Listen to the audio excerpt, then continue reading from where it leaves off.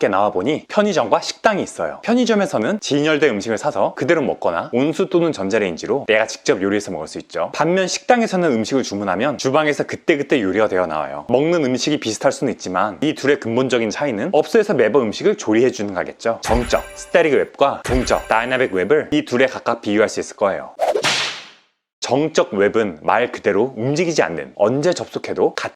다이나믹 음식이 비슷할 수는 있지만 이 둘의 근본적인 전자레인지로 내가 직접 요리해서 먹을 수 있죠. 반면 먹거나 온수 편의점과 식당이 있어요. 편의점에서는 진열된 음식을 사서 그대로 먹거나 온수 또는 전자레인지로 내가 직접 요리해서 먹을 수 있죠. 반면 식당에서는 음식을 주문하면 주방에서 그때그때 요리가 되어 나와요. 먹는 음식이 비슷할 수는 있지만 이 둘의 근본적인 차이는 업소에서 매번 음식을 조리해주는 거겠죠. 정적, 스태틱 웹과 동적, 다이나믹 웹을 이 둘에 각각 비교할 수 있을 거예요.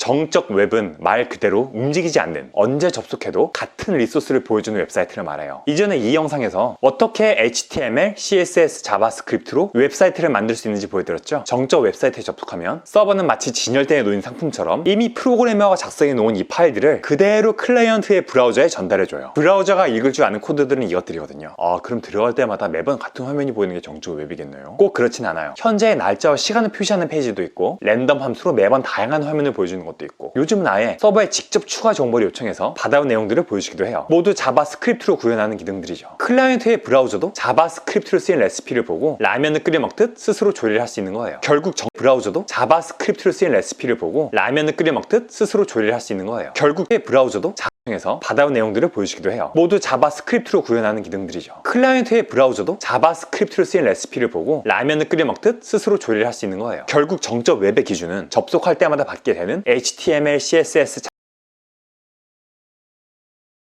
자바스크립트 코드들, 그리고 동봉된 이미지 등의 파일들이 같은가예요. 좀 더 정확히는 서버에서 매번 이걸 가공해서 제공하는 게 아니라 프로그래머가 작성해서 갖다 준 제품들이 진열되어 있는 걸 그대로 가져가게 하냐는 거죠. 접속 시마다 내용이 변할 필요가 없는 사이트들, 예를 들어 어떤 회사의 소개 페이지라던가 댓글 기능이 없는 블로그 페이지 등에 사용될 수 있겠죠. 한편 사용자들이 글을 올린 게시판은 어떨까요? 글 10개가 있는 게시판이 HTML 파일로 진열되어 있어요. 그런데 누가 글을 하나 더 올리면 그때마다 개발자가 글이 11개 있는 페이지를 새로 코딩해서 갖다 놓을 수는 없는 노릇이잖아요. 하물며 끊임없이 정보들이 올라오는 SNS 웹페이지 같은 곳은 말할 것도 없겠죠. 그런 사이트는 편의점이 아닌 식당으로 만들어서 서버가 그때그때 요리를 하도록 해야 하는 거예요. 그럼 이 둘이 만들어지는 과정을 비교해보죠. 이 영상에서 만들었던 계산기가 정적 웹의 한 예예요. 개발자가 HTML, CSS, 자바스크립트를 사용자에게 보여질 모습, 최종본으로 코딩해서 서버에 올려놓는 거죠. 그럼 동적 웹은 어떻게 만들어질까요? 지금은 더 고급스러운 방식이 많이 쓰이지만 그런 프레임워크들은 이후에 다루고, 오늘은 입문자분들이 코드를 이해하기 쉬운 담백한 PHP 페이지로 예를 보여드릴게요. 간단한 PHP 문서예요. HTML이랑 비슷하긴 한데 좀 낯선 형태의 코드들이 곳곳에 보이죠? 아파치 HTTPD라는 내 컴퓨터를 서버로 만들어 운영하는 프로그램에게 이 코드로 요리를 시켜보죠. 브라우저로 접속해보니 이런 결과가 뜨네요. 브라우저가 뭘 받아온 건지 소스를 한번 볼까요? 자, 둘을 비교해봅시다. 대략 감이 오죠? 여기에서 지정되고 값이 입력된 변수들이 이 HTML 코드 안에 배치돼서 값을 표시하거나 배열의 값이 드는 만큼 특정 요소들을 이렇게 반복적으로 찍어낼 수 있는 거예요. 서버는 유저가 사이트에 접속하면 이 레시피로 요리해서 이 결과를 내오는 거죠. 그런데 이렇게만 할 거면 동적 웹을 만드는 의미가 없죠. 데이터베이스로부터 정보를 읽어서 접속할 때마다 최신 정보들을 보여주는 웹페이지를 만들어 볼게요. 한 커뮤니티에 새로 가입한 회원들이 인사말을 남기는 방명록을 코딩한 거예요. 연결할 데이터베이스에는 이런 내용들이 들어있어요. 전에 배웠던 트라이 캐치 문안에 데이터베이스 서버에 접속하고 게스트 북이란 테이블로부터 데이터를 받아오는 코드들을 넣었어요. 그 결과들이 이 리스트라는 변수로 전달돼서 이 부분의 테이블의 행들로 나타날 거예요. 서버를 돌려서 실행해보면, 자, 이렇게 방명록이 화면에 출력되는 걸 볼 수 있죠. 데이터베이스에 새로 내용을 입력하면 새로 고침할 때 이렇게 업데이트가 되고요. 이 코드만 작성해 놓으면 데이터베이스에 입력된 내용에 따라 언제든 사용자에게 업데이트된 방명록을 보여줄 수가 있겠죠. 이야, 동적 웹이 짱짱맨이네요. 앞으로 사이트 만들 땐 기왕 시간 좀 들이더라도 다이나믹한 걸로 만드는 게 좋겠는걸요? 모든 종류의 사이트에서 그런 건 아니에요. 이를테면 블로그의 경우 오히려 동적이었던 방식에서 정적으로 많이들 넘어가기도 하고요. 예전에는 네이버 같은 포털이나 이글루 같은 서비스에서 제공하는 것처럼 작성자, 제목, 내용, 작성일, 댓글 등의 정보가 데이터베이스에 따로 저장되고 이걸 접속 시마다 페이지로 가공해서 보여주는 형식의 동적 블로그들을 많이 이용했는데요. 일단 글들이 데이터베이스에 저장되는 거니까 따로 보관하거나 관리하기 까다로울 수도 있고, 내가 직접 블로그 사이트를 개발해 운영하더라도 고작 같은 글 보여주느라 매번 서버가 일을 하도록 코딩하고 관리하는 것도 일인 거죠. 차라리 그 글을 하나하나 HTML 파일 단위로 잡지처럼 진열해 놓는 게 훨씬 운영하기 편할 거예요. 보건도 그냥 그것들을 복사해다 어디 저장하면 되고요. 그래서 요즘 개발자들은 지킬이나 휴고 같은 정적 웹 생성 툴로 블로그를 많이들 만들어요. 특정 형식으로 블로그 글을 작성하면 그걸 HTML, CS 등등의 파일로 출력해 해내고 그 프로젝트를 깃허브나 넬리파이 같은 곳에 올리면 자동으로 진열돼서 블로그 페이지들로 보여지는 거죠. 개발자분들의 블로그들을 보면 주소가 github.io로 끝나는 것들이 바로 이런 정적 블로그들이에요. 지킬로 블로그를 작성해서 깃허브에 게시하는 건 비용도 들지 않고 배우기도 어렵지 않으니까 여러분들도 프로그래밍을 공부하면서 배우는 내용들을 이렇게 블로그에 정리하면 개발자로 성장하는 데 크게 도움이 될 거예요. 앞으로의 웹 관련 영상들에서는 동적 웹 프로그래밍에 대해 좀 더 알아볼게요. 잘못된 설명들 있으면 댓글로 지적 부탁드리고요. 오늘도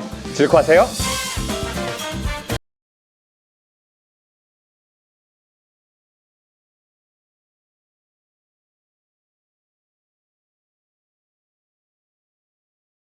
프로듀싱 일을 하는 A씨가 있어요. 이 사람은 계약번마다 현지로 다니면서 일을 프로듀싱 일을 하는 A씨가 있어요. 이 사람은 계약번마다 현지로 다니면서 일을 하는데 매번 많고 복잡한 장비들을 새 현장으로 옮겨서 조립하고 설치하는 일에 신물이 나 있어요. 내일 다시 이동이네. 이것들을 언제 다 가서 또 설치하냐. 어마 씨! 뭐야 너는? 전 보커예요. 제가 아저씨의 불편을 해결해드리죠. 저기 일단 좀 다른 쪽으로 비켜줄래? 장비들에 물 떨어지잖아 지금. 보커라고 했나? 그렇게 물이나 흘리고 다니면서 어떻게 내 불편을 해결한다는 거니? 먼저 아저씨의 장비들을 설치된 그 상태로 격통! 이렇게 4번으로 박제할 거예요. 하나하나 할 수도 있고 이렇게 서로 연결되고 조립된 모습까지 격통! 문서를 저장한 듯 복원할 수 있죠. 뭔 생선이 별걸 다 할 줄 아네. 그럼 그 박제된 4번을 새 작업실에 그대로 가져와서 설치할 수 있는 거야? 맞아요. 그럼 이동해볼까요? 잠깐, 그 저장한 사본들을 안 가져왔잖아. 괜찮아요. 보커 허브라는 공간에 업로드 해뒀거든요. 클라우드를 쓰는 것처럼 어디서든 내려받아서 설치하면 되는 거예요. 대박인데? 근데 지금 설치도 고민이야. 여기선 나랑 다른 작업을 하는 B씨도 이 작업실에 같이 쓰거든. 물건을 두는 것도 겹치고 전선도 꼬이고 하는데 서로 방해가 되지 않게 설치하고 작업하는 게 매번 골치 아파. 문제 없어요. 두 분 각자만의 분리된 작업 공간을 만들면 되니까요. 이 좁은 데서 그게 가능해? 물론이죠. 바로 이걸 사용하는 거예요. 그건 복곤이잖아. 보거 정자주머니. 곤테이너란 거예요. 저희 보커들은 항상 장비들을 이 곤테이너라는 공간에 설치하죠. 같은 물리적 공간에서도 이렇게 곤테이너로 분리되고 필요에 따라 연결된 독립된 업무 환경을 구축할 수 있거든요. 야, 그럼 내 장비들 그렇다 치고 그것들 위에 좀 떠있지 말라니까. 물뚝뚝 흘리면서. 걱정 마세요. 한번 저장된 장비들은 얼마든 이렇게 새로 불러낼 수 있으니까요. 기똥차네. 그럼 이제 너 보커만 있으면 보커 허브에 한번 업로드한 장비들을 내가 지정한 형태로 어디든 설치할 수 있고 장비들에 문제가 생기더라도 고칠 필요 없이 그냥 새로 복원해낼 수 있는 데다 같은 곳에 다른 비품들과 서로 방해하지 않는 해당 작업만의 업무 환경을 만들어낼 수 있는 거잖아. 이건 마치 프로그래밍 세계에 도커가 현실 세계로 나온 느낌인걸? 여러분이 노트북을 하나 새로 사면 학교 프레젠테이션을 준비하려고 해도 노트북에 이것저것 설치를 해야 되죠. 크롬 깔고, 알집 다운받고, 파워포인트 깔고, 폰트도 다운받고. 좀 잘하려면 포토샵도 깔아줄 줄 알아야죠. 서버를 돌리기 위한 환경을 구축하는 건 훨씬 복잡하고 머리 아픈 일이에요. 깔아줄 줄 알아야죠. 서버를 돌리기 위한 환경을 구축하는 건 훨씬 복잡하고 머리 아픈 일이에요. 언어, 웹서버, 데이터베이스, 자동 배포 툴 등등 여러 가지를 버전 신경 써서 다운받은 다음 서로 잘 맞물려 동작할 수 있도록 이것저것 설정해줘야 되거든요. 그런데 서버를 운영하다 보면 더 성능 좋은 서버로 옮겨가거나 늘어난 접속량을 처리하기 위해 서버를 여러 추가해야 하게 될 수도 있어요. 그럼 그것들도 똑같이 다 설치를 해야 되는 거죠. 그나마 같은 사람이 하는 거면 좀 번거롭고 끝나는데 지금은 퇴직하고 없는 개발자가 오래전에 구축해놓은 복잡한 데다가 구식이라 매뉴얼도 잘 없는 환경이면 머리 아파지는 거예요. 또 그 와중에 어딘가가 잘못돼서 뭘 어떻게 고쳐야 하는지 아무도 모르는 상황이 생기면 멘붕 오는 거죠. 뿐만 아니라 같은 서버에 여러 서비스를 돌리는 경우 각각이 다른 실행 환경에서 동작해야 할 때 일이 까다로워질 수도 있어요. 기존 사이트를 자바 7에서 돌리고 있었는데 새 서비스는 또 자바 8에서 동작하는 거면 또 이것저것 맞추고 신경 써줘야 되는 거죠. 보커는 이런 문제들을 깔끔하게 해결해줘요. 먼저 각 요소들이 설치된 모습을 이미지란 형태로 박제해서 저장해요. 각 제품마다 공식적으로 제공되는 이미지도 있고 여러분이 원하는 대로 만드는 수도 있죠. 기수로 저장된 내용들이 깃허브에 올려지는 것처럼 이 도커 이미지들은 도커 헙이란 곳에 업로드돼서 공유되고 다운받아질 수 있어요. 그리고 이렇게 이미지로 저장된 항목들이 함께 연결돼서 동작하도록 설정된 상태를 명령어 텍스트나 문서 형태로 저장할 수 있고요. 마치 이것들을 설치하는 과정을 어디서든 컴퓨터가 자동으로 재현할 수 있도록 녹화해둔다는 느낌으로요. 그러니까 이 문서만 잘 보관해두면 이 요소들이 언제 어디서든 재현할 수 있도록 녹화해둔다는 느낌 저장할 수 있고요. 마치 함께 연결돼서 동작하도록 설정되고 다운받아질 수 있어요. 그리고 이렇게 이미지로 저장된 항목들이 함께 연결돼서 동작하도록 설정된 상태를 명령어 텍스트나 문서 형태로 저장할 수 있고요. 마치 이것들을 설치하는 과정을 어디서든 컴퓨터가 자동으로 재현할 수 있도록 녹화해둔다는 느낌으로요. 그러니까 이 문서만 잘 보관해두면 이 요소들이 언제 어디서든 미리 지정된 서비스에 필요한 설정대로 도커 허브로부터 다운받아져서 설치될 수 있겠죠. 도커는 이것들을 컴퓨터에 바로 설치하지 않아요. 각각을 컨테이너라 불리는 독립된 가상 공간을 만들어서 복원하죠. 때문에 아까 같은 서버에 없는 성능 설정대로 도커 허브로부터 서버로부터 다운받아져서 설치될 수 있겠죠. 도커는 이것들을 컴퓨터에 바로 설치하지 않아요. 각각을 컨테이너라 불리는 독립된 가상 공간을 만들어서 복원하죠. 때문에 아까 말했던 케이스처럼 서로 다른 버전의 자바를 돌리는 서비스들도 각각의 컨테이너 안에서 서로 방해받는 일 없이 돌아갈 수 있는 거예요. 버추얼박스 같은 가상 머신처럼 들릴 수도 있는데, 도커는 가상 컴퓨팅하고는 또 다른 구조예요. 가상 컴퓨팅은 한 물리적 컴퓨터 안에 각각 OS를 돌리는 가상 컴퓨터들이 물리적 자원을 분할해서 쓰기 때문에 성능에 한계가 생긴 컴퓨터 안에 들 수도 있는 각각의 공간을 만들어서 복원하죠. 때문에 아까 말했던 케이스처럼 서로 다른 버전의 자바를 돌리는 서비스들도 각각의 컨테이너 안에서 서로 방해받는 일 없이 돌아갈 수 있는 거예요. 버추얼박스 같은 가상 머신처럼 들릴 수도 있는데, 도커는 가상 컴퓨팅하고 하는 일 없이 돌아갈 수 있는 거예요. 버추얼박스 같은 가상 머신처럼 들릴 수도 있는데, 도커는 가상 컴퓨팅하고는 또 다른 구조예요. 가상 컴퓨팅은 한 물리적 컴퓨터 안에 각각 OS를 돌리는 가상 컴퓨터들이 물리적 자원을 분할해서 쓰기 때문에 성능에 한계가 생기게 되는데요. 도커는 OS 단까지 내려가는 게 아니라 실행 환경만 독립적으로 돌리는 거라서 컴퓨터에 직접 요소들을 설치한 거나 별 차이 없는 성능을 낼 수 있고, 가상 컴퓨팅보다 훨씬 가볍고 빠르게 각각을 설치하고 실행하고 켜고 끄고 연도하고 할 수가 있어요. 그래서 이제는 서버에 뭐가 잘못돼서 고쳐야 하거나 일부를 업그레이드 해야 하거나 할 때는 일일이 요소들을 정지하고 지우거나 새로 깔거나 할 필요 없이 그냥 이 컨테이너들을 통째로 교체해서 새로 실행해버리면 되는 거예요. 서버를 관리하고 서비스들을 배포하는 일이 전과는 비교도 안 되게 쉬워진 거죠. 알겠나요? 이제는 도커 없이 IT 서비스를 운영한다는 게 생각하기 힘들 정도로 많은 곳에 도커가 보편화되어 있어요. 사실 도커는 어느 정도 서버를 다루고 서비스들도 배포해 본 다음 쓰게 되는 거라 이 주제는 좀 나중에 다루려고 했는데, 많은 입문자분들이 궁금해하고 또 요즘은 그냥 개발 환경도 도커로 실행하는 사람들도 많기 때문에 가능한 처음 개발을 배울 줄이 궁금해 서비스들도 배포해 본 다음 쓰게 되는 거라 이 주제는 좀 나중에 다루려고 했는데, 도커는 도커 없이 IT 서비스를 운영한다는 배포하는 일이 전과는 비교도 안 되게 쉬워진 거죠. 알겠나요? 이제는 도커 새로 깔거나 할 필요 없이 그냥 이 컨테이너들을 통째로 교체해서 새로 실행해버리면 되는 거예요. 서버를 관리하고 서비스들을 배포하는 일이 전과는 비교도 안 되게 쉬워진 거죠. 알겠나요? 이제는 도커 없이 IT 서비스를 운영한다는 게 생각하기 힘들 정도로 많은 곳에 도커가 보편화되어 있어요. 사실 도커는 어느 정도 서버를 다루고 서비스들도 배포해 본 다음 쓰게 되는 거라 이 주제는 좀 나중에 다루려고 했는데, 많은 입문자분들이 궁금해하고 또 요즘은 그냥 개발 환경도 도커로 실행하는 사람들도 많기 때문에 가능한 처음 개발을 배우시는 분들도 이해할 수 있도록 설명해봤어요. 도커 사용법을 알려주는 책이나 글, 영상들을 온 오프라인에서 풍성하게 접할 수 있으니까 미리 공부하시고 또 연습도 해보시면 소프트웨어를 개발하든 서비스를 운영해보든 크게 도움이 될 거예요. 잘못되거나 미흡한 참여는 댓글로 지적 부탁드립니다. 수고하세요.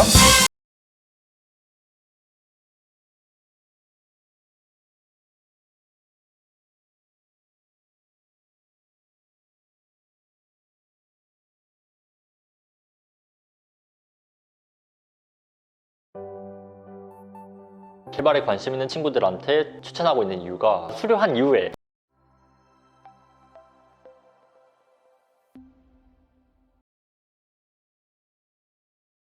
발표 시작하도록 하겠습니다. 프로세스 스레드 발표를 맡은 코다입니다. 프로세스와 스레드 비교는 면접 단골 질문이죠. 그래서 만약에 면접에서 질문이 나온다면 어떻게 대답할 수 있는지 한번 생각을 해봤어요. 이 테코톡을 듣고 있는 크루들은 모두 다 잘 답변을 할 수 있을 것 같긴 하지만 저 같은 경우는 이런 식으로 답변을 할 것 같아요. 그러니까 프로세스랑 스레드랑 뭔가 실행되는 무언가인 것 같은데 또 동시에 뭘 하는 것 같기도 하고, 근데 또 얼핏 CPU는 한순간에 한 가지 일만 처리한다고 들은 것 같긴 하거든요. 이렇게 함정에 빠지게 되는 거죠. 제가 여러분들에게 절대로 일어나지 않을 이러한 면접 시나리오를 가지고 온 이유는 오늘 발표를 들으면서 주의사항이 있기 때문입니다. 바로 용어의 늪에 빠지지 않고 단어들을 혼동해서 사용하지 않기인데요. 프로세스와 스레드에 대해서 설명을 하다가 보면 비슷한 의미를 가진 듯한 단어들이 되게 많이 나와요. 일단 수많은 멀티, 프로세스, 스레드, 코어 등등등이 많이 나오고요. 또 동시에라고 이야기를 할 때 저희가 평소에 이해하는 것처럼 한순간에 여러 가지 일이 일어나는 것이 아니라는 것도 좀 당황스러울 수 있는 부분인 것 같아요. 따라서 사실 프로세스와 스레드 개념 자체는 분명하고 간단한데 위 용어들을 혼합해서 사용을 하기 때문에 혼란스러움을 가져와 이 주제가 조금 어렵다고 느껴질 수 있을 것 같아요. 그래서 혼란스럽게 하지 않기 위해 간단한 용어 정리를 하고 들어가겠습니다. 네, 제가 발표를 하면서 실행 단위라는 표현을 사용을 할 때는 그것을 이야기하는 거예요. 그러니까 코어가 같기 때문에 제가 발표를 하면서 실행 단위라는 표현을 사용을 할 때는 프로세스와 스레드를 모두 포함한 개념으로 한 CPU 코어에 한순간에 한 개씩 적재되는 그것을 이야기하는 거예요. 그러니까 이 실행 단위가 프로세스일 때도 있을 거고요. 스레드일 때도 있겠죠. 두 번째로 아무런 부연 설명 없이 프로세스라고 이야기를 할 때는 단 하나의 스레드만 가지고 있는 단일 스레드 프로세스라고 보시면 됩니다. 그러니까 여기서 하고 싶은 말은 프로세스랑 스레드가 완전히 다른 무언가가 아니라는 거예요. 세 번째로 동시에 동시성이라고 이야기를 할 때는 한순간에 여러 가지 일이 처리된다는 것이 아니라 여러 가지가 빠르게 전환이 되면서 동시에 일어나는 것처럼 보인다라고 생각해 주시면 좀 도움이 될 것 같습니다. 네, 오늘 발표 목차예요. 프로세스 스레드에 대해서 이야기를 하고 멀티 프로세스, 멀티 스레드 어떻게 다르고 차이점이 있는지 이야기를 할 겁니다. 그리고 헷갈릴 수 있는 단어 개념인 멀티코어를 소개를 하고 요약하고 마무리를 하도록 하겠습니다. 네, 좀 TMI로 설명을 시작을 하고 싶은데요. 제가 제일 좋아하는 음식은 피자예요. 그래서 이제 피자를 먹으러 피자집에 갔습니다. 가서 피자를 시키고 설레이는 마음으로 기다리고 있는데 갑자기 피자가 나왔다고 하면서 피자 레시피가 적힌 종이를 주는 거예요. 말도 안 되죠? 이게 피자일 수가 없습니다. 피자를 먹고 싶어서 피자집에 갔으면 레시피가 적힌 종이를 주는 것이 아니라 먹을 수 있는 피자를 주기를 당연히 기대하겠죠. 여기서 이 레시피가 저희가 열심히 구현하고 있는 코드 파일입니다. 이걸 있어 보이는 단어로 프로그램이라고 하죠. 하지만 이 프로그램 자체는 실행시키기 전에는 그저 코드가 구현되어 있는 파일일 뿐이에요. 이것을 사용하기 위해서는 종이 레시피가 피자가 되는 것처럼 실행이 되어서 사용할 수 있는 무언가가 되어야 하는데 그것이 바로 프로세스입니다. 그렇다면 프로그램이 프로세스가 되면서 어떤 일이 일어날까요? 총 두 가지 일이 일어납니다. 간단하게 알고 넘어가 봅시다. 일단 프로세스가 필요로 하는 재료들이 메모리에 올라가야 해요. 그 메모리에는 이렇게 네 가지 영역들로 나눠져 있죠. 실행 명령을 포함하는 코드 영역, 스태틱이나 글로벌 변수를 담는 데이터 영역, 동적 메모리를 위한 힙 영역, 지역 변수, 매개 변수, 반환값 등등의 일시적인 데이터를 담는 스택 영역이 메모리 공간을 확보해요. 두 번째로 해당 프로세스에 대한 정보를 담고 있는 PCB 블럭이 프로세스 생성 시 함께 만들어집니다. 여기도 엄청나게 많은 정보가 들어있는데 몇 가지만 간단하게 소개를 해보면 프로세스 상태 중에 뭐 준비 상태나 대기 상태의 Q를 구현하기 위해 필요한 포인터, 현재 프로세스의 상태를 담는 프로세스 스테이트, 고유 번호를 담는 PID, 그리고 다음 명령어를 가리키는 프로그램 카운터 등등이 있겠습니다. 뭐 아무튼 프로세스가 구체적으로 어떻게 실행이 되는지 가까이서 들여다보기 전에 좀 멀리서 한번 바라보려고 해요. 제가 코딩을 할 때를 한번 예시로 들어보죠. 일단 저는 유튜브에서 이 노래 뭐지라는 팝송 플레이리스트를 틉니다. 오늘 TMI가 좀 많네요. 어쨌든 이 다음에는 코딩을 하기 위해서 인텔리제이를 켜요. 중요한 공지나 질문, DM이 올 수 있으니까 슬랙도 켜둡니다. 그리고 개발 필수템인 구글링을 위한 크롬을 켜고 그냥 꺼놓으면 허전하니까 카카오톡도 켜놔요. 이렇게 대부분의 사람들은 하나의 프로세스만 사용하기보다는 여러 가지를 동시에 사용하고 싶어 합니다. 하지만 원래 한 프로세스가 실행이 되기 위해서 CPU를 점유하고 있으면 다른 프로세스는 실행 상태에 있을 수가 없어요. 노래를 듣다가 코딩을 하기 위해서 인텔리제이를 키면 노래가 꺼지게 되는 거죠. 그래서 다수의 프로세스를 동시에 실행을 하기 위해 여러 개의 프로세스를 시분할로, 즉 짧은 텀을 반복하면서 전환해서 실행을 시키도록 합니다. 좀 더 자세히 들여다보죠. 여기 동시에 실행을 하고 싶은 프로세스 두 개가 있어요. 이거를 동시에 실행하기 위해서 다음이 짧은 텀으로 반복되어야 합니다. 먼저 프로세스 1이 실행 상태에 있고 CPU에 적재가 되어 있죠. 이제 프로세스 2는 준비 상태에 있습니다. 그리고 프로세스 2를 실행하기 위해서는 프로세스 1이 먼저 준비 상태로 내려가고 2가 CPU에 적재가 되고 다시 1로 전환하기 위해서는 2가 준비 상태로 내려가고 1이 CPU에 올라와야 합니다. 이게 바로 컨텍스트 스위칭입니다. 지금 단 두 개의 프로세스의 컨텍스트 스위칭을 보았는데도 굉장히 피곤하고 힘든 작업이죠. 그래서 등장을 하는 게 경량화된 프로세스 버전인 스레드입니다. 왜 스레드가 경량화된 프로세스냐 하면 이렇게 하나의 프로세스 안에 다수의 스레드가 있을 때 공유되는 자원이 있기 때문이죠. 여기에 보면 이전에 소개했던 프로세스의 메모리 구조가 있는데 여기서 스레드는 코드, 데이터, 힘 영역을 공통된 자원으로 사용을 합니다. 각 스레드는 스택 부분만을 따로 가지고 있는 거죠. 되게 효율적이에요. 공유되는 자원이 있기 때문에 이전처럼 컨테스트 스위칭이 일어날 때 캐칭 적중률이 올라갑니다. 그냥 쉽게 말해서 모조리 다 빼고 다시 다 넣을 필요가 없다는 거예요. 예를 들어서 저희가 회의실 내 건대를 사용해서 예약을 하고 회의실을 사용을 하죠. 회의실을 사용을 할 때 개인 노트북을 공용 모니터 연결을 하고 스피커도 사용하고 리모컨도 사용을 해요. 그리고 이제 다음 예약한 팀이 들어오는데 이전의 프로세스의 컨테스트 스위칭 같은 경우는 어차피 사용할 자원인 TV와 스피커 리모컨을 모조리 챙겨서 나가버린 거죠. 다음 팀은 그거를 다시 다 챙겨서 들어와야지만 사용을 할 수 있습니다. 하지만 스레드의 컨테스트 스위칭은 공용으로 사용할 것들은 두고 개인 노트북만 가지고 와서 연결을 하면 됩니다. 훨씬 간단하고 부담이 적은 과정이겠죠? 그럼 이제 멀티 프로세스랑 멀티 스레드에 대해서 이야기를 할 수가 있어요.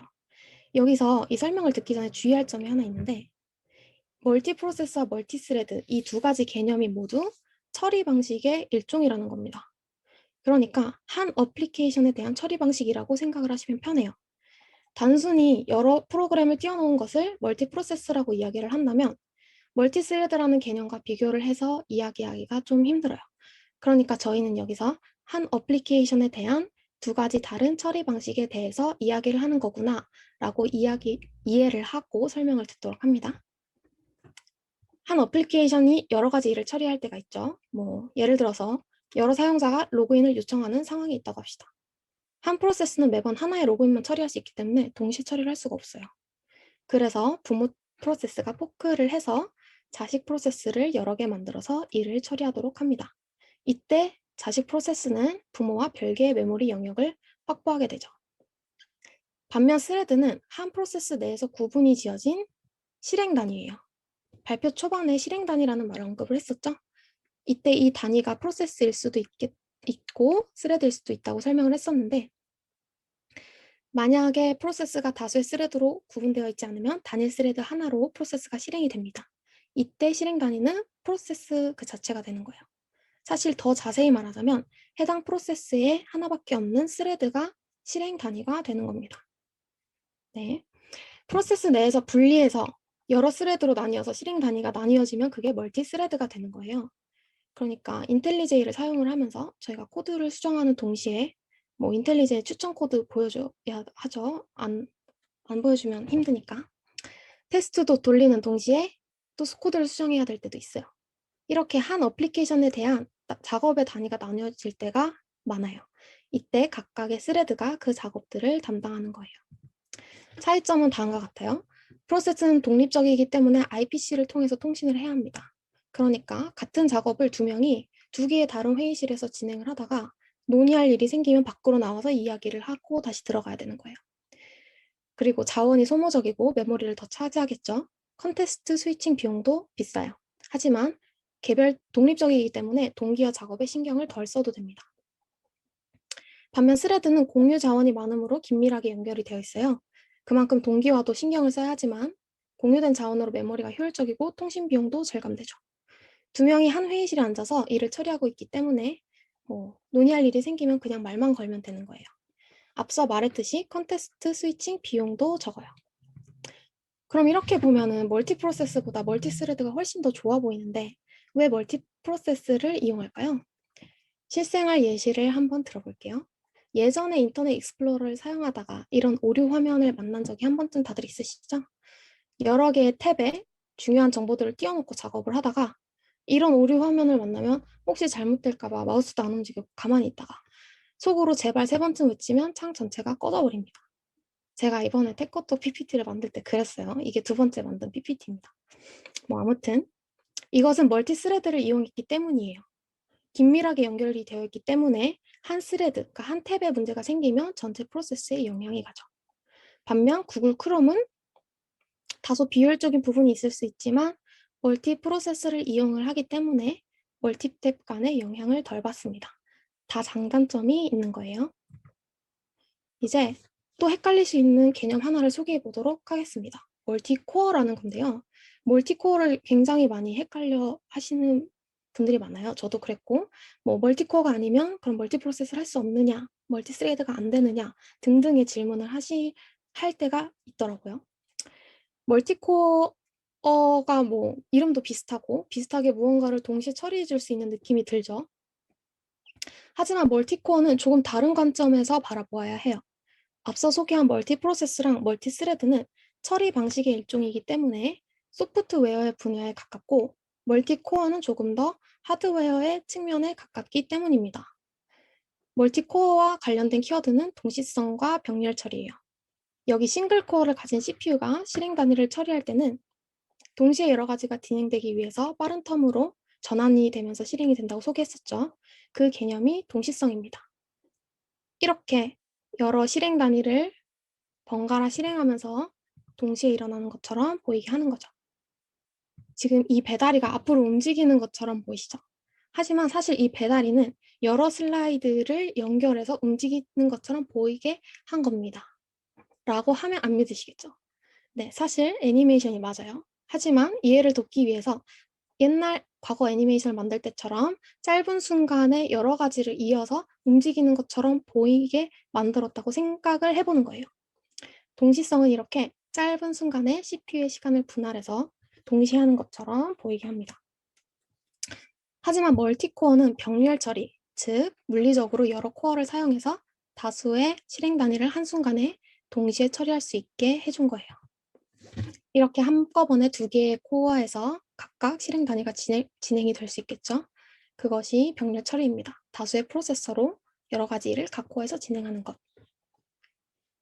네, 이제 발표를 마치려고 하는데 번외로 한번 언급을 하고 싶은 게 있어요. 지난 배포 미션을 하면서 리눅스에서는 프로세스와 스레드를 동일하게 봅니다. 라고 한 부분이 있었죠. 이게 좀 어려운 표현인 것 같아요. 그래서 그러면 리눅스는 아예 스레드가 없다는 건지, 스레드를 만들면 그냥 그게 프로세스가 된다는 건지 이해하기가 좀 어려웠을 것 같아요. 여기서 설명을 위해서 지금 이 문장을 조금 고쳐보려고 합니다. 리눅스 커널에서는 프로세스와 스레드를 동일하게 봅니다. 라고 고쳐보려고 해요. 오늘은 시간 관계상 다루지 못했지만 스레드는 사용자 스레드와 커널 스레드로 나뉘어요. 이름에서 유추할 수 있듯이 각 스레드를 담당하는 레벨이 하나는 사용자 레벨이고 하나는 커널 레벨입니다. 이때 이 사용자 레벨에서 생성된 스레드와 커널 스레드 간의 어떤 연관관계가 존재하거든요. 이제 여기서도 여러 가지 모델이 있어요. 다대1, 1대1, 다대다 등등의 모델이 있습니다. 여기서 리눅스는 1대1 모델이에요. 하나의 사용자 스레드당 커널 스레드가 하나 매칭이 되는 거죠. 그래서 리눅스 커널 입장에서 보면 각각의 스레드가 하나의 프로세스다라고 표현을 하는 거예요. 그런데 이 프로세스는 이전에 제가 소개했던 프로세스, 각각 다른 메모리를 가진 것과 조금 다르게 메모리를 공유를 합니다. 그래서 이것들을 라이트 웨이트 프로세스라고 구분해서 부르죠. 제가 이전에 각각의 프로세스는 PID, 즉 프로세스 고유 번호를 가지고 있다고 했었죠. 그렇다면 리눅스에서는 스레드가 각각 다른 PID를 가지고 있다는 것일까요? 그렇지는 않습니다. 확인을 해보면 한 프로세스의 생성된 스레드는 모두 같은 PID를 가지고 있어요. 근데 더 자세히 들여다보면 TGID라고 스레드 그룹 아이디라는 게 있고 TID, 스레드 아이디라는 것도 있습니다. 그래서 사용자 레벨에서 보면 사용자 레벨 입장에서 보면 이 스레드 그룹 아이디가 PID로 보여지고 커널 입장에서 보면 TID가 PID로 인식이 됩니다. 그래서 이게 관점을 다르게 해서 이해를 해야 하는 거예요. 그래서 커널 입장에서는 각각이 다른 프로세스로 보이게 되는 겁니다. 네, 요약하고 마치겠습니다. 프로세스는 프로그램이 실행된 무언가죠. 스레드는 한 프로세스 내에서 나뉘어진 하나 이상의 실행 단위입니다. 한 어플리케이션에 대한 작업을 동시에 하기 위해서는 두 가지 처리 방식이 있는데 멀티 프로세스, 멀티 스레드가 있죠. 동시에 실행이 되는 것처럼 보이기 위해서 실행 단위는 10분할로 CPU를 점유해서 컨텍스트 스위칭을 합니다. 멀티 프로세스는 독립적인 메모리를 가지고 있지만 스레드는 자원을 공유하죠. 그것에 따른 장단점이 각각 있어요. 멀티코어는 하드웨어의 측면에서 실행 단위를 병렬적으로 처리할 수 있도록 여러 개의 프로세서가 있는 것입니다. 이상으로 발표를 마치겠습니다. 감사합니다.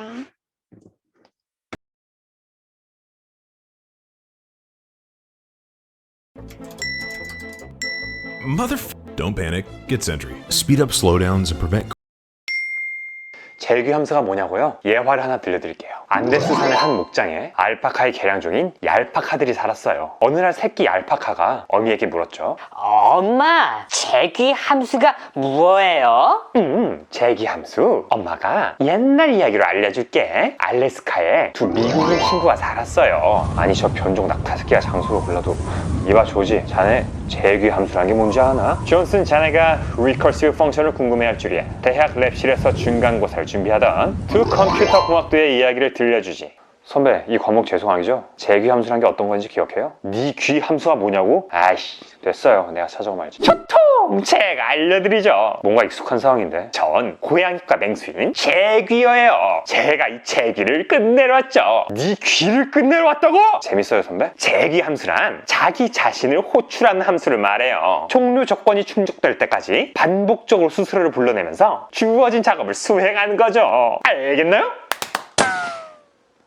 미친 학교가 외래종 산짐승이 들어와서 책에 쓰인 거 똑같이 읽고 가버리네. 창문 닫아놓을게요. 라고 말했다네. 라고 말했단다. 라고 말했어요. 무슨 인셉션 같죠? 이걸 코드로 표현하면 대략 이런 형태일 거예요. 함수와 인자로 질문을 받으면 이야기를 하나 펼쳐서 그 이야기 속에 답이 나오지 않으면 스스로를 다시 호출해서 또 다른 이야기를 펼치고 그러다 답이 나오면 그걸 반환하는 거죠. 한 배열의 총합을 구하는 함수를 짜볼까요? 이처럼 배열의 길이가 0이 될 때까지 값을 하나씩 뽑아서 축적된 합과 함께 나머지를 계속 인자로 넘겨주는 재규 함수를 짤 수 있겠죠? 그런데 이건 반복문으로도 짤 수 있잖아요. 이렇게 for를 돌리는 게 짜는 것도 읽는 것도 머리가 덜 아프지 않겠어요? 맞아요. 재규 함수로 짜여진 코드들은 for문이나 while문 등의 반복문으로도 가능하고 그렇게 하는 게 더 쉬운 경우도 많아요. 하지만 이런 문제에서는 어떨까요? 자바스크립트 배열 안에 있는 숫자의 총합을 구해야 해요. 이 배열에는 요소로 숫자가 있을 수도 있고 또 다른 배열이 들어있을 수도 있어요. 모두 숫자로 돼 있다면 for를 판하면 되겠죠? 하지만 이렇게 배열이 끼었을 경우에는 for문은 겹으로 작성해줘야 해요. 배열 안에 또 배열이 있을 수도 있고 그게 몇 단계로 내려갈지 알 수 없는 상황이라면 for문을 겹겹으로 사용해도 결과를 장담할 수가 없겠죠. 물론 위치를 저장하는 등의 방식으로 다 처리할 수 있게 짤 수는 있지만 코드가 복잡해지고 길어질 거예요. 하지만 재귀 함수가 출동하면 어떨까요? 배열의 요소와 숫자면 그대로 더하고 배열이라면 재귀로 똑같이 파고들도록 하면 훨씬 간결하고 기똥찬 코드가 되겠죠. 이처럼 재귀 함수를 작성하면 보다 효율적으로 코드를 짤 수 있는 종류의 문제들이 있어요. 방금 문제처럼 여러 단계를 포함할 수 있는 데이터를 다루는 문제들도 있고 알고리즘 시간에 배우게 되는 각종 정렬 알고리즘들도 있죠. 재귀 함수를 머릿속으로 돌리는 일이 입문자분들에겐 진입장벽이 될 수 있지만 이 재귀적 사고에 한번 익숙해지고 나면 전보다 다양한 문제들을 수월히 풀 수 있을 거예요. 다만 이 재귀 함수에는 성능 문제가 따를 수 있어요. 아까 세 번째 이야기에서 재귀어가 나와주지 않고 이야기가 5개, 10개, 20개가 넘게 이어졌다면 제가 뇌에 부하가 돼서 토했겠죠. 재귀 함수는 호출될 때마다 메모리에 스택에 쌓이게 돼요. 한 개치 이상으로 호출돼서 스택이 넘쳐버리면 메모리 부족으로 에러가 발생하겠죠. 속도면에 있어서도 재귀 함수는 점프가 잦아서 반복문에 비해 시간을 더 소모해요. 이런 문제를 해결하기 위해 많은 언어들에서 꼬리 재귀 최적화라는 기능을 제공해요. 재귀 함수를 컴퓨터가 재해석해서 선형 알고리즘으로 만들어 실행하는 거죠. 그럼 아무리 반복이 많이 일어나도 스택이 넘치는 일은 일어나지 않아요. 재귀 함수를 코드에 사용하고 싶다면 사용하는 언어가 꼬리 재귀 최적화를 지원하는지 확인하는 게 좋아요. 함수가 꼬리 재귀가 되려면 리턴하려는 값이 함수 그 자체만 호출하는 형태여야 하죠. 이런 코드들은 꼬리 재귀가 되지 않아요. 보통 재귀 함수를 배울 때 하노이의 탑게임을 예제로 접했을 거예요. 사실 예시란 게 그 개념을 더 쉽게 이해하는 데 도움이 되기 위한 건데 하노이의 탑은 그 예제 자체도 생소하고 특히 이를 푸는 방식이 일반인들에게 알려진 게 아니라 그 예제를 풀어보면서도 왜 여기 재귀가 쓰이는지 이해가 잘 안 되고 머리만 아팠던 분들이 있을 거예요. 게임 규칙은 간단하죠. 세 기둥 중 하나에 꽂힌 특정 개수의 원반을 지정된 기둥으로 모두 옮기는데 한 번에 하나씩만 옮길 수 있고 큰 원반을 보다 작은 원반 위에 얹을 수가 없어요. 자, 왼쪽 기둥에서 가운데 기둥으로 원반들을 옮긴다고 생각해보죠. 가장 우선되어야 할 전제는 가장 큰 원반이 목적지의 맨 아래 놓여야 하는 거겠죠. 그런데 이게 가능하려면 나머지 원반들이 순서대로 오른쪽 기둥에 놓여 있어야겠죠. 그래야 이 원반을 이리로 옮길 수 있으니까요. 그럼 이 원반들을 이리로 옮기려면 또 뭐가 전제되어야 하죠? 이 원반은 없다고 생각합시다. 역시 제일 아래 원반이 목적지에 있어야 하고 그러려면 그 위에 원반들이 가운데에 순서대로 쌓여야 이걸 오른쪽 옮길 수 있겠죠. 그럼 역시 이 원반까지 없다고 생각하고 이 원반들이 가운데로 가려면 어떻게 하죠? 네, 위에 두 원반을 오른쪽으로 옮기고 나서야 이걸 가운데로 옮길 수 있는 거죠. 패턴이 눈에 들어오시나요? 이 둘을 오른쪽으로 옮기려면 위에 걸 목적지가 아닌 곳으로 아래 걸 목적지로 그리고 마지막 마지막을 그 위에 놓으면 되겠죠? 점진적인 양상이 보이시죠? 이걸 거꾸로 돌려보면 원반이 몇 개가 있든 간에 어차피 더 큰 거 위에는 뭐든 올려놓을 수 있으니까 내가 지금 움직이려는 것 아래는 없다고 생각하면 하나를 이쪽에 놓은 다음에는 2개를 저쪽에 쌓을 수 있고 그 다음에는 3개를 이쪽에 그 다음은 4개를 저쪽에 마지막으로 5개를 이쪽에 쌓을 수 있겠죠? 하누이의 탑은 결국 이 원리예요. n개의 원반을 특정 기둥으로 옮기려면 맨 아래를 제외한 원반들을 다른 기둥으로 옮기고 맨 아래 원반을 목적지 기둥으로 옮기고 다른 기둥에 옮겼던 원반들을 그 위에 얹는 거죠. 추가로 진행상을 보신 분은 알겠지만 계속 가운데 오른쪽 왔다 갔다 하죠. 원반 총 개수가 홀수냐 짝수냐에 따라 시작할 때 맨 위 원반을 목표 기둥에 놓을 것인가 혹은 다른 기둥에 놓을 것인가가 결정돼요. 이게 하누이의 탑을 재귀함수로 수행하는 코드예요. 인자로 출발지와 목적지 그리고 나머지 기둥의 번호를 받아요. 스스로를 호출하는 코드가 2번 있고 그 사이에 원반을 어디에서 어디로 한 번 옮길지를 출력하죠. 첫 번째 호출에서는 받아온 원반 개수보다 하나 적은 원반들을 목적지가 아닌 곳으로 재귀적으로 이동시켜요. 그 다음에는 맨 아래 원반을 목적지로 이동시키고 마지막으로 다른 곳으로 옮겼던 원반들을 그 위에 얹는 거죠. 돌려보면 이런 구조가 나와요. 아까 말했듯 홀짝에 따라 순서가 바뀌어서 이렇게 인자도 왔다 갔다 하는 걸 보실 수 있죠. 출력되는 지시대로 원반들을 옮겨볼까요? 짜짜르짜 짜짜짜짜짜차차차 말했듯이 첫 번째 제기를 돌면서 맨 아래를 제외한 원반들을 오른쪽으로 그리고 나서 맨 아래 원반을 목적지로 그리고 마지막으로 이 제기에서 나머지를 그 위 목적지에 올려놓는 모습을 볼 수 있죠. 또 자세히 보시면 각 제기의 맨 마지막 단계에는 그 개수만큼의 원반들이 순서대로 쌓여있는 게 보일 거고요. 이제 왜 하노이의 탑 게임의 제기 함수가 사용되는지 알겠나요? 머릿속에 당장 시원하게 그려지진 않더라도 어느 정도 감은 잡히죠. 직접 손으로 그려 실행해보면서 이 설명도 한두 번 더 돌려보다 보면 개념 도 뚜렷하게 잡히고 재귀함수의 강력함도 실감하실 수 있을 거예요. 재귀함수는 오늘날 주목받고 있는 함수형 프로그래밍에도 많이 쓰이기 때문에 익혀두시면 앞으로 개발을 배우시는데 많은 도움이 될 거예요. 미흡하거나 잘못된 설명이 있으면 댓글로 알려주시고요. 모두들 즐거워하세요.